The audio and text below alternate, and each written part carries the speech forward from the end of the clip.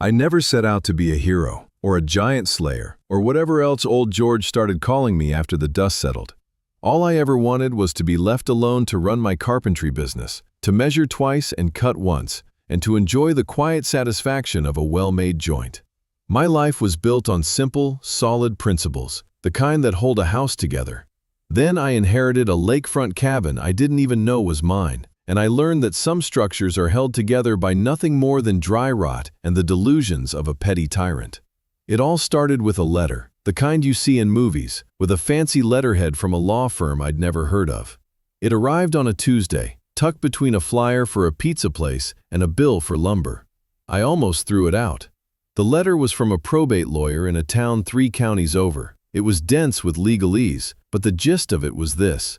My grandfather, Arthur Vance, had passed away.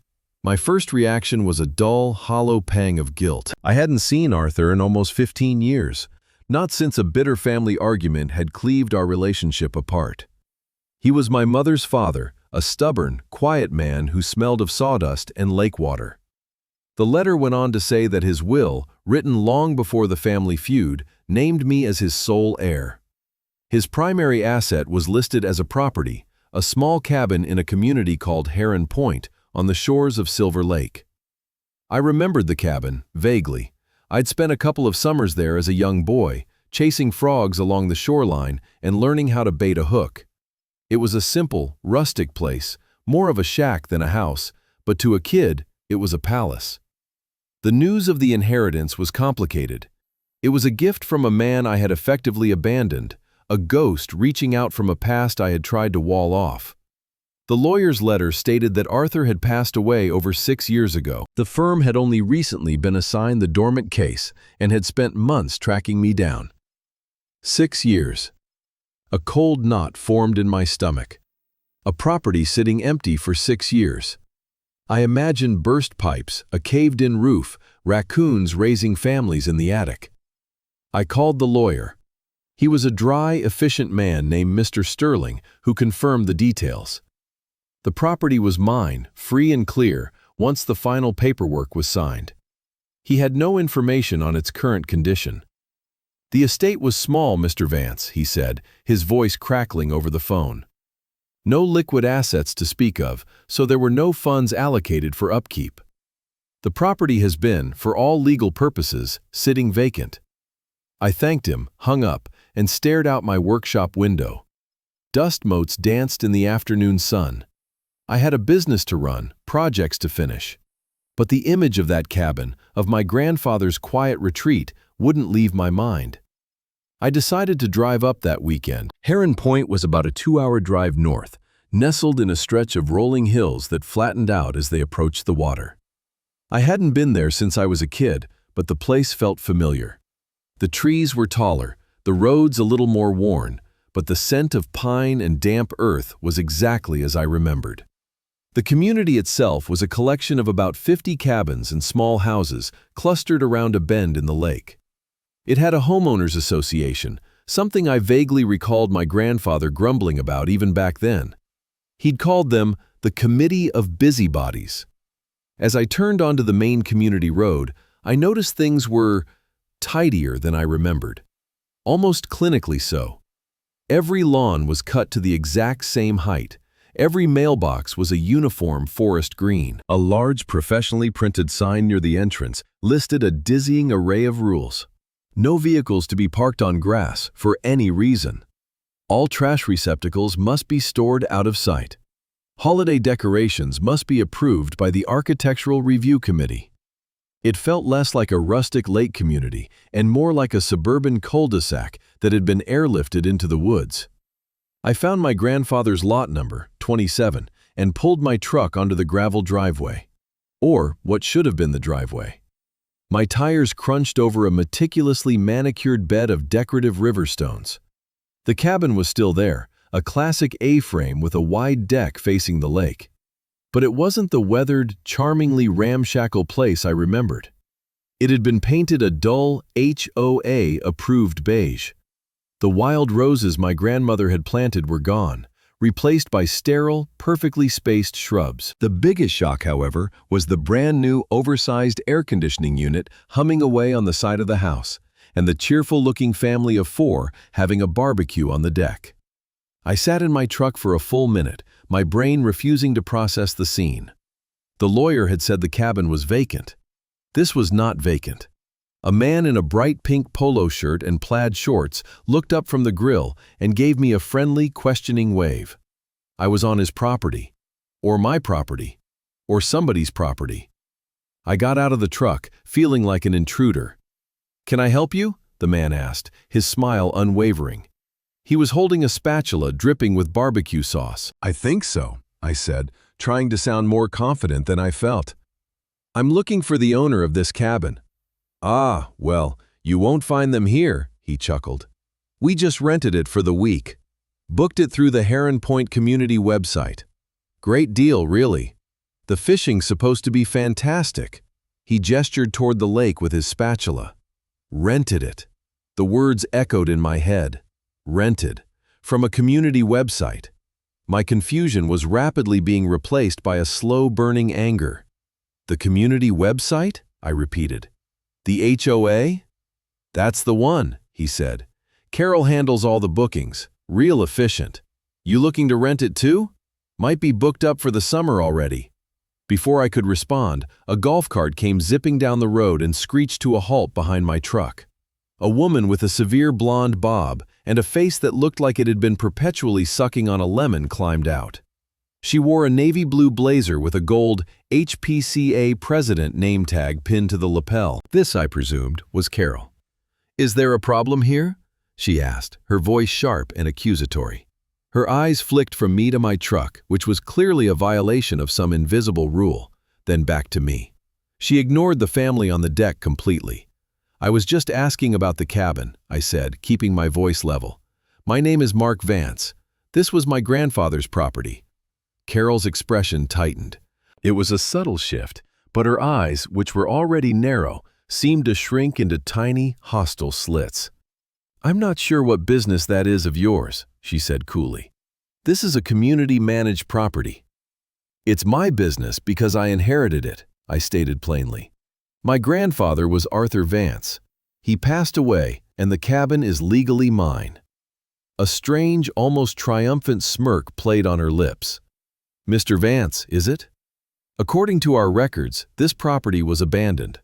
The association took over management years ago to cover delinquent dues and maintenance costs, as per our bylaws. It is now a rental asset that benefits the entire community. She said community like it was a holy word, and she was its high priestess. The man at the grill had stopped flipping his burgers. He and his family were now watching the unfolding drama with wide eyes. I felt a surge of hot frustration. "You took over my property. You've been renting out my family's cabin." "We have been maintaining an abandoned asset," she corrected me, her tone dripping with condescension. "An asset that was becoming an eyesore and a liability. You can't just show up after, 6 years, and expect to lay claim to it. There are procedures, there are rules." "The only rule that matters here is the one on the deed," I shot back, my patience wearing thin. "And that deed is now in my name, so I'd like to know what you're doing renting out my house." Her face hardened into a mask of pure indignation. "This conversation is over," she snapped. "This is private property. I'm going to have to ask you to leave the premises immediately. If you have a complaint, you can submit it in writing to the board for review. Now move your vehicle. You're parked on the decorative gravel." She gestured imperiously toward my truck, then turned her back on me and got into her golf cart. The message was clear. She was the law here, and I was nothing. I stood there, stunned into silence, as she buzzed away down the street. The man on the deck gave me a sympathetic, helpless shrug. I got back in my truck, my mind reeling. I hadn't just inherited a cabin, I had inherited a war. On the drive home, my anger began to cool and harden into a cold resolve. Carol's arrogance was astounding.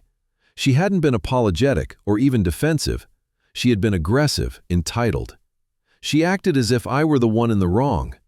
She'd admitted, right there in front of witnesses, to seizing and profiting from my property. She called it management, but I called it theft. The question was, what had she done with the money? And how had she gotten away with it for 6 years? The first thing I did Monday morning was call Mr. Sterling, the lawyer. I explained the situation, the HOA, the renters, the imperious woman in the golf cart named Carol. He was silent for a long moment after I finished. "This is highly irregular, Mr. Vance," he finally said, the understatement of the century. "An HOA has the right to place a lien on a property for unpaid dues and, in extreme cases, to foreclose. But to simply take possession and operate it as a commercial rental without a court order? That is well outside the bounds of their authority." He asked me to forward him a copy of the HOA's bylaws and any correspondence I received from them. "Do not engage with this Carol person directly," he advised. "Let her make her moves in writing. We need a paper trail." Before I left Heron Point that day, I had stopped and talked to an older man who was out weeding his garden.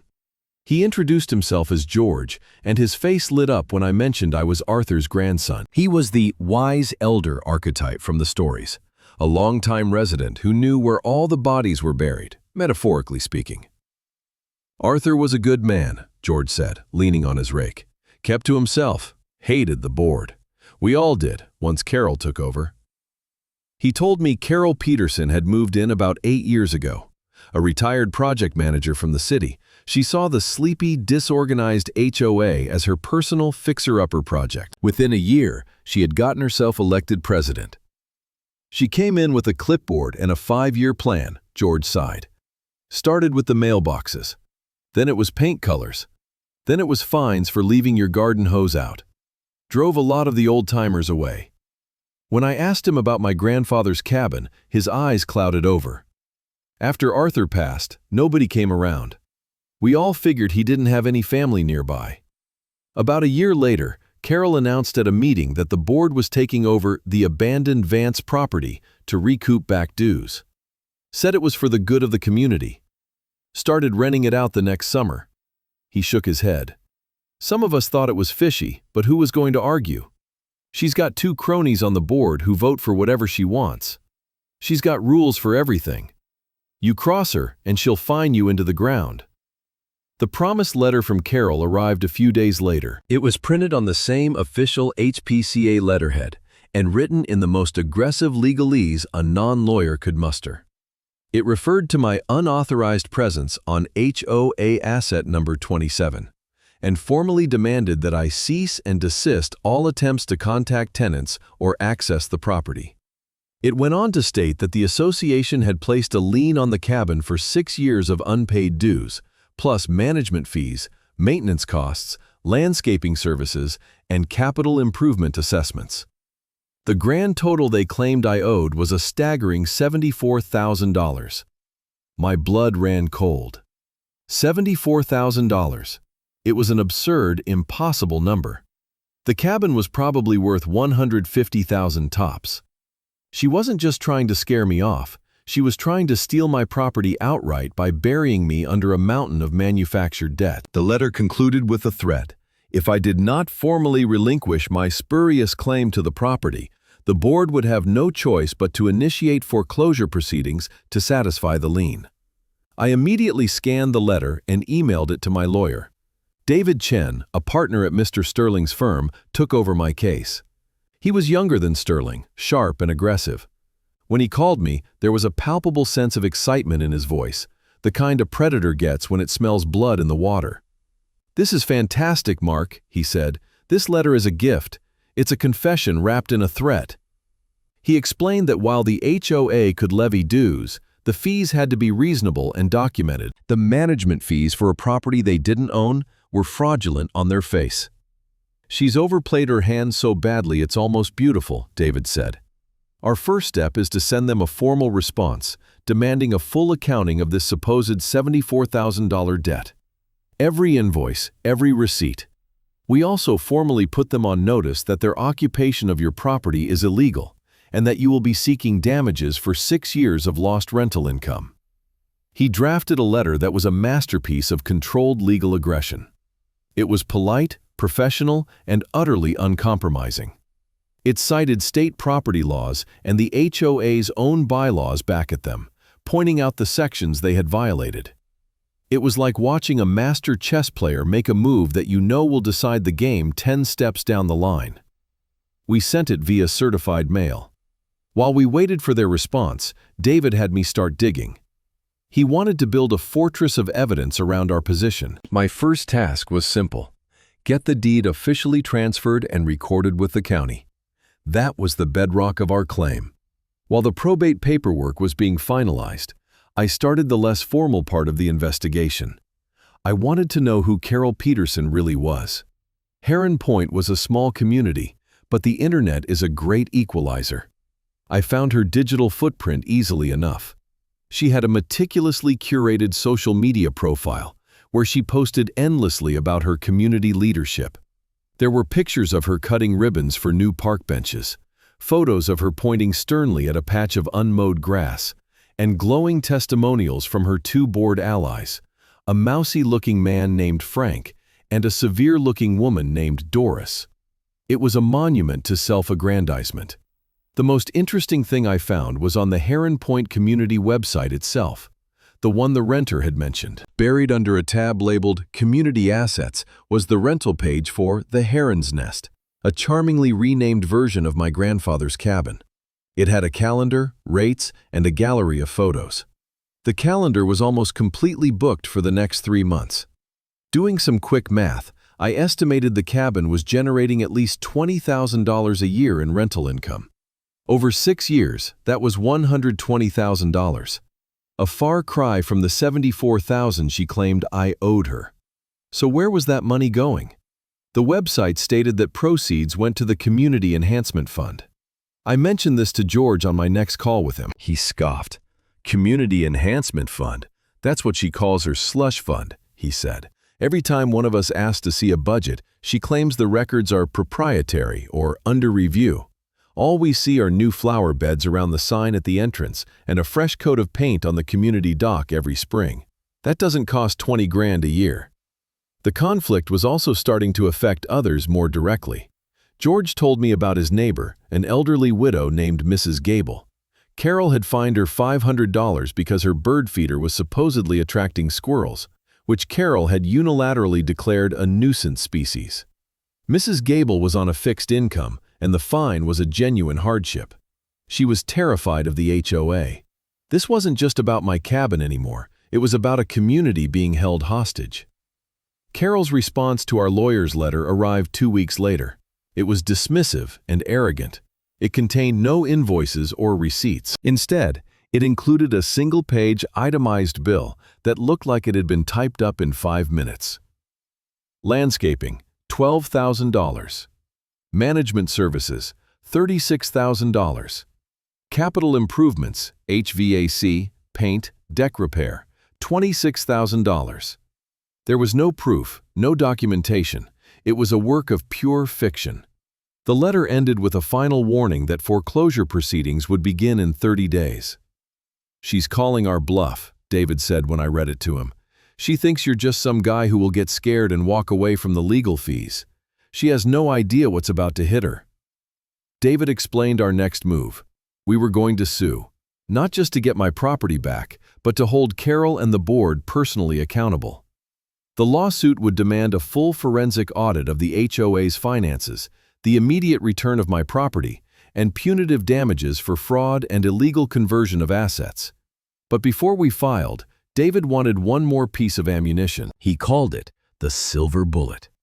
"The money, Mark. We need to find the money," he said. "If we can prove she didn't just collect this money for the HOA, but that she personally benefited from it, this moves from a civil dispute to a criminal one. That's a level of leverage you can't fight." The investigation became my obsession. I started with the renters. Using the booking calendar on the website, I could see when the cabin was occupied. I took a few days off work and staked out the community entrance, discreetly noting the license plates of cars leaving on checkout days. A simple public records search tied the plates to names. I started making phone calls. Most people were hesitant to talk, but I was polite and explained the situation carefully. I wasn't angry at them. I was trying to reclaim my family's property. After a few dead ends, I hit pay dirt. A woman from a neighboring state had rented the cabin for her anniversary 2 years prior. She remembered the transaction clearly because it had been strange. The website was a little clunky, she told me over the phone. When I went to pay, the credit card portal was down. This woman, Carol, emailed me directly. She was very apologetic and told me to just wire the money to a bank account to secure the booking. She even gave me a small discount for the trouble. My heart started pounding. "Do you happen to remember the name on that bank account?" I asked, trying to keep my voice calm. "I think so," she said. "It was unusual. It wasn't the Homeowners Association. It was something like CP Enterprises or CP Solutions, something with her initials. CP Enterprises, Carol Peterson. This was it. This was the turning point. I thanked the woman profusely. She was happy to help and even offered to sign an affidavit swearing to the transaction. After that call, I found 2 other past renters who told a similar story. The credit card system was always down. They were always instructed to wire money or send a check. One of them had even made out the check directly to Carol Peterson. I fed all of this to David, who was practically giddy. "We've got her, Mark. We've got her dead to rights," he said. "This is embezzlement, wire fraud. This is a felony." Armed with this new information, David's strategy shifted from defense to a full-scale assault. He hired a forensic accountant, a quiet man named Mr. Aoki, who moved with the silent precision of a cat. Mr. Aoki took the affidavits and the fragments of information we had and used them to subpoena bank records. It was a long shot, David warned me.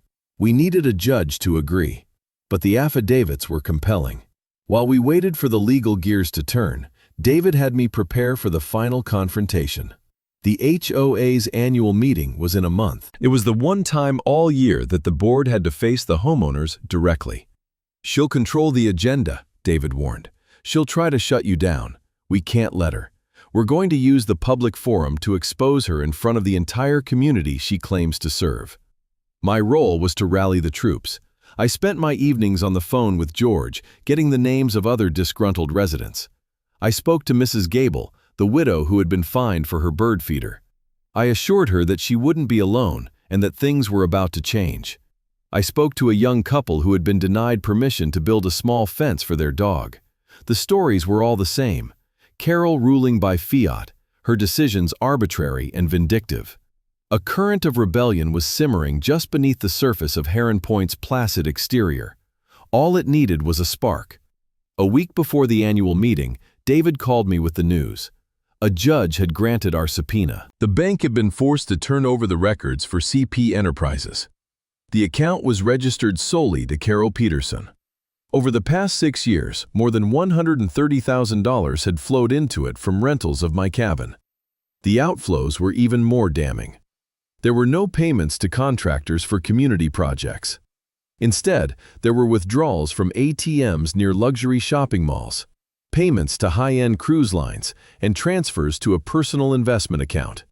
She hadn't been using the money to paint the community dock. She had been funding a lavish lifestyle. The Community Enhancement Fund was a fiction designed to cover for her personal piggy bank. Mr. Aoki compiled it all into a crisp, undeniable report, complete with color-coded charts and highlighted bank statements. It was a work of art. It was a guillotine. The night of the annual meeting, the community hall was packed. It was a simple room with a low ceiling and fluorescent lights, but tonight it felt like a courtroom. George told me they usually only got a dozen people to show up. Tonight, there were over 60. Word had gotten out that something was going to happen. The air was thick with anticipation. Mrs. Gable was there, sitting in the front row, looking nervous but resolute. George sat next to me, giving me a solid nod. Carol sat at a long table at the front of the room, flanked by her 2 bored cronies, Frank and Doris. She seemed to be in her element, basking in the attention. She opened the meeting with a long, self-congratulatory speech about the financial health of the community and the success of their asset management program. She even had the audacity to mention the successful monetization of the abandoned Vance property. She smiled smugly as she said it, a little dig meant just for me. When she opened the floor to homeowner comments, I stood up. David had advised me to stay calm, to present the facts without emotion. Let the evidence do the shouting, he'd said. Carol, my name is Mark Vance, I began, my voice steady. You know who I am. We're here tonight to discuss the property you call the abandoned Vance property, my property. She immediately tried to shut me down. Mr. Vance, this is not the appropriate forum for personal grievances. As you've been informed in writing, this is a legal matter concerning delinquent accounts, and this is not a personal grievance, I interrupted, my voice rising slightly. This is a community matter. Because you told this community that the money from my cabin was going into a community enhancement fund. I'm here tonight to ask you to show us the receipts. A murmur went through the crowd. Carol's face flushed a deep, angry red. The financials have been audited and are in perfect order. This is out of line. I will not be harassed. Then you won't mind explaining this, I said, and with a signal to David, who was standing near the back, the projector screen behind Carol flickered to life. The first image was a high-resolution scan of the deed to the cabin, with my name clearly listed as the owner. This is the deed to my grandfather's cabin, now legally my own, I said, my voice ringing through the silent room. And this, I clicked the remote, is a list of renters who have stayed in my cabin over the last 2 years. Another click.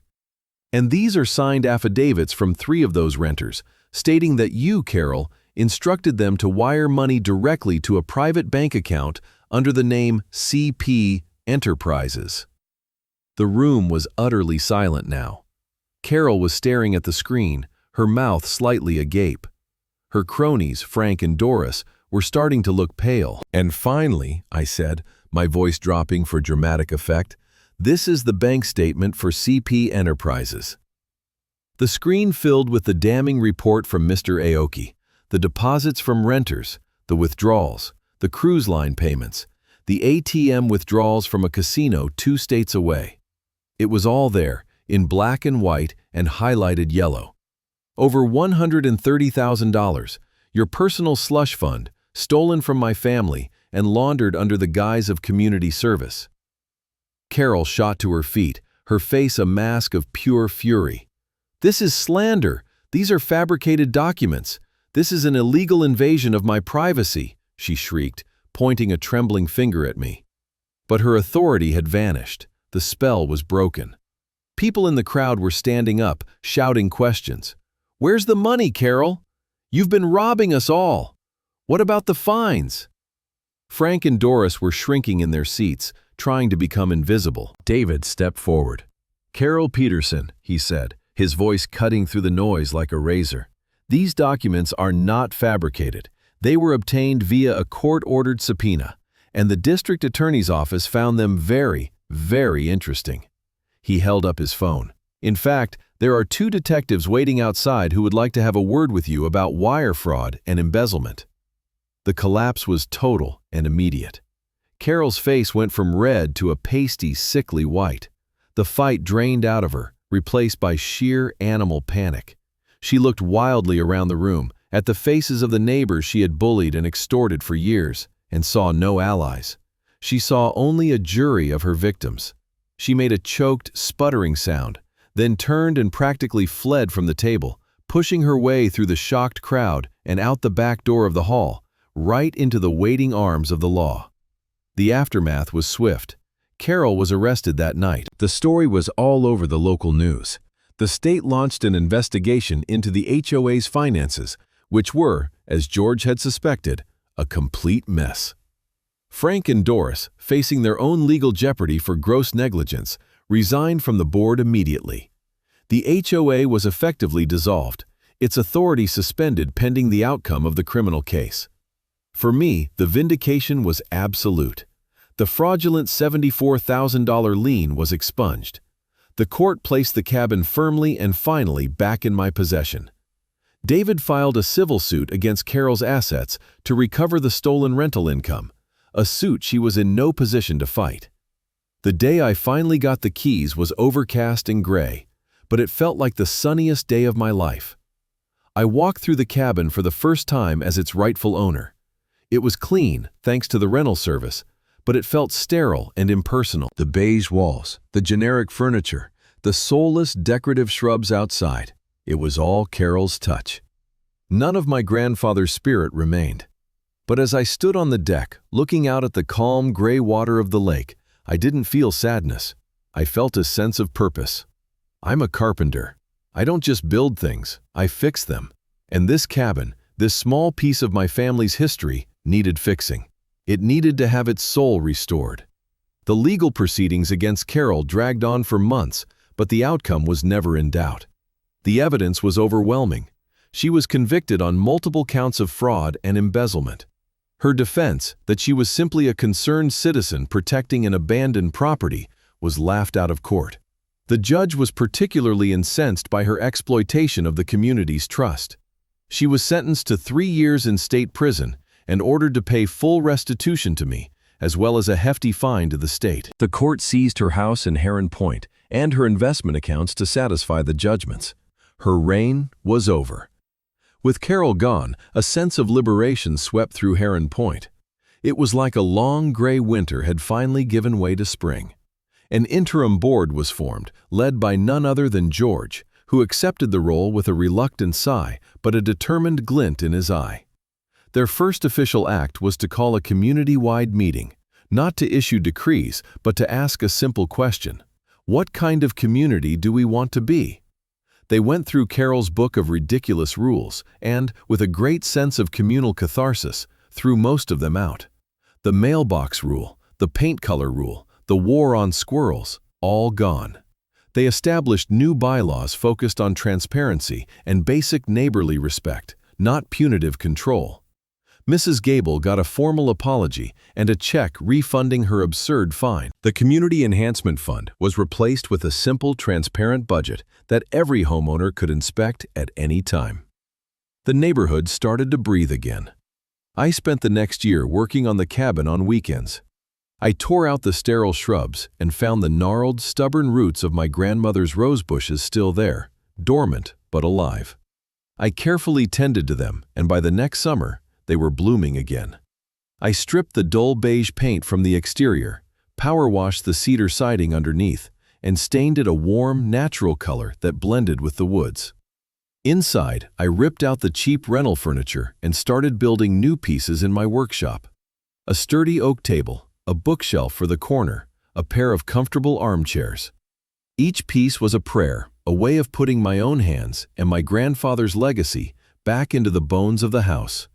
The community healed itself. People started talking to each other again. The atmosphere of suspicion and fear that Carol had cultivated evaporated. There were community barbecues, a fishing tournament for the kids, and a new sense of shared ownership. They had taken their community back.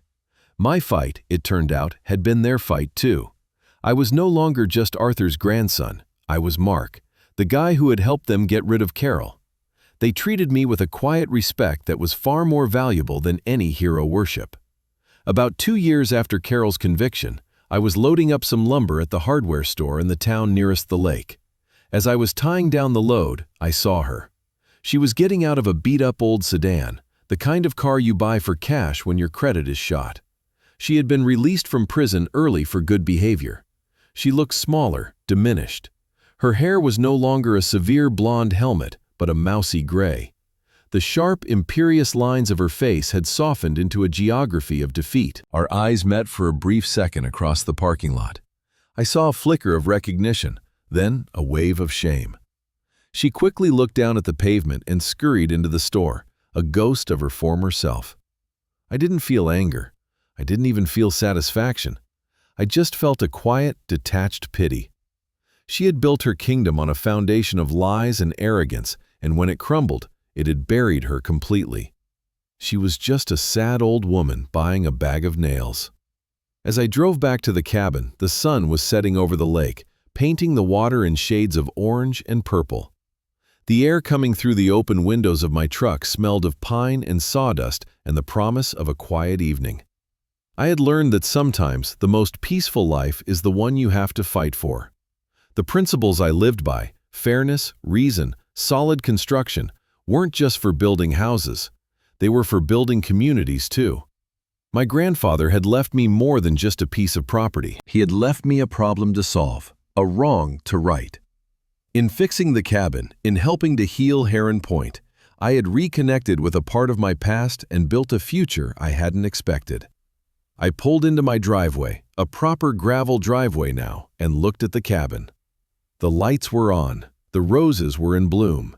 It wasn't a palace and it wasn't a shack. It was just a small house by a lake. It was home. And it was finally, peacefully, mine. The whole ordeal taught me that petty tyrants draw their power from the apathy of good people. They thrive in the silence of those who find it easier to just go along. But when one person, even a reluctant one, decides to stand up and simply state the truth, the whole rotten structure can come crashing down. And the cleanup, while hard work, is always worth the effort. The quiet that follows is the best kind of quiet there is.